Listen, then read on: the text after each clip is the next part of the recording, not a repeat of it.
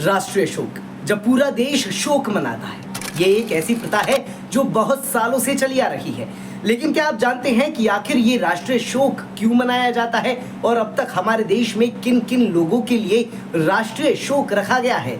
तो आज हम आपको इसी बारे में संपूर्ण जानकारी देने वाले हैं। लेकिन इससे पहले आप हमारी इस वीडियो को लाइक कर लीजिए, शेयर कर दीजिए, सब्सक्राइब कर दीजिए हमारे चैनल मोजो पत्रकार को, जिससे आपको और भी नोटिफिकेशन टाइम टू टाइम मिलती रहे। नमस्कार, स्वागत है आपका मोजो पत्रकार में।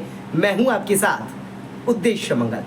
आपको बता दें कि हाल ही में ईरान के राष्ट्रपति इब्राहिम रईसी के निधन पर भारत में एक दिन का राष्ट्रीय शोक रखा गया है। इसी के मद्देनजर राष्ट्रपति भवन पर लगे राष्ट्रीय ध्वज को भी आधा झुकाया गया। राष्ट्रीय शोक के दौरान मनोरंजन वाला कोई भी आधिकारिक कार्यक्रम नहीं किया गया। हेलीकॉप्टर दुर्घटना में ईरान के राष्ट्रपति इब्राहिम रईसी और विदेश मंत्री हुसैन का निधन हो गया था। भारत के प्रधानमंत्री नरेंद्र मोदी और विदेश मंत्री डॉक्टर एस जयशंकर ने ईरान के राष्ट्रपति सैयद इब्राहिम रईसी और विदेश मंत्री हुसैन के निधन पर शोक व्यक्त किया है। आइए आपको बताते हैं कि आखिर ये राष्ट्रीय शोक होता क्या है। बता दें कि भारत में राष्ट्रीय शोक पूरे देश के दुख को व्यक्त करने का एक प्रतीकात्मक तरीका है। राष्ट्रीय शोक किसी व्यक्ति विशेष के निधन या पुण्यतिथि पर मनाया जाता है। फ्लैग कोड ऑफ इंडिया के अनुसार राष्ट्रीय शोक के दौरान पूरे भारत में और विदेश स्थित भारतीय संस्थानों जैसे एम्बेसी आदि पर लगे राष्ट्रीय ध्वज आधे झुक जाते हैं। कोई औपचारिक और सरकारी कार्यक्रम नहीं किया जाता। इस अवधि के दौरान कोई भी आधिकारिक कार्य भी नहीं किया जाता है। भारत में पहला राष्ट्रीय शोक महात्मा गांधी की हत्या के बाद घोषित किया गया था।